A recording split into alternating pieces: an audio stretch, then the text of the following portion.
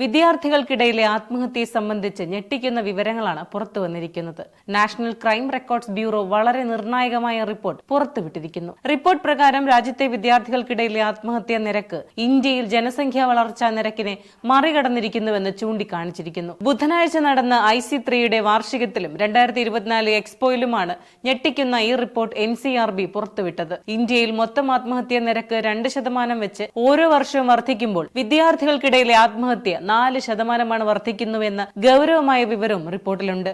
ആത്മഹത്യയുടെ ദേശീയ ശരാശരിയുടെ ഇരട്ടിയാണ് കഴിഞ്ഞ 2 ദശകത്തിനിടെയുള്ള വിദ്യാർത്ഥി ആത്മഹത്യകളുടെ നിരക്ക്. കഴിഞ്ഞ 20 വർഷത്തിനിടെ 4% വിദ്യാർത്ഥി ആത്മഹത്യയുടെ വാർഷിക നിരക്കിൽ വർധനവുണ്ടായിട്ടുള്ളത്. 2022 ആത്മഹത്യ ചെയ്ത വിദ്യാർത്ഥികളുടെ ആകെ കണക്ക് പരിശോധിച്ചാൽ അതിൽ 53% പുരുഷന്മാരായ വിദ്യാർത്ഥികളാണ്. എന്നാൽ 2021 2022 ഇടയിലുള്ള കാലഘട്ടത്തിൽ പുരുഷ വിദ്യാർത്ഥികളുടെ ആത്മഹത്യാ നിരക്ക് 6% കുറഞ്ഞപ്പോൾ സ്ത്രീ വിദ്യാർത്ഥികളുടെ ആത്മഹത്യാ നിരക്ക് 7% വർദ്ധിച്ചു എന്നാണ് റിപ്പോർട്ടിൽ പറയുന്നത്.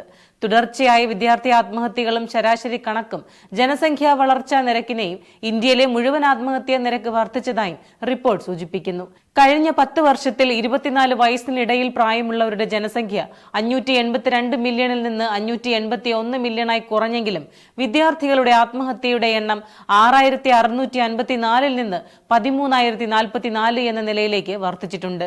തുടർച്ചയായ വിദ്യാർത്ഥി ആത്മഹത്യകളുടെ ശരാശരി കണക്ക് പരിശോധിക്കുമ്പോൾ ഗൗരവമായ സാഹചര്യമാണ് നിലനിൽക്കുന്നത്. വിദ്യാർത്ഥി ആത്മഹത്യയുടെ ശരാശരി കണക്ക് രാജ്യത്തെ ജനസംഖ്യാ വളർച്ചാ നിരക്കിനെ മറികടന്നു എന്നതാണ് ഏറെ ഭയാനകം.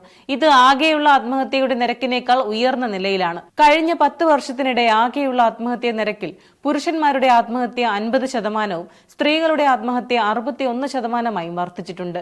റിപ്പോർട്ട് പ്രകാരം മഹാരാഷ്ട്ര, തമിഴ്നാട്, മധ്യപ്രദേശ് എന്നീ സംസ്ഥാനങ്ങളിലാണ് ഏറ്റവും കൂടുതൽ വിദ്യാർത്ഥി ആത്മഹത്യകൾ നടക്കുന്നത്. ഇത് രാജ്യത്തെ ആകെ സംഭവിക്കുന്ന വിദ്യാർത്ഥി ആത്മഹത്യകളുടെ 1/3 റിപ്പോർട്ട്. എന്നാൽ വിദ്യാർത്ഥി ആത്മഹത്യകളുടെ എണ്ണം ഇപ്പോൾ കുറഞ്ഞു വരുന്നതായും റിപ്പോർട്ടിൽ സൂചിപ്പിക്കുന്നുണ്ട്. ഇതിനെ ഏറെ പ്രതീക്ഷയോടെയാണ് വിദഗ്ധർ നോക്കിക്കാണുന്നത്.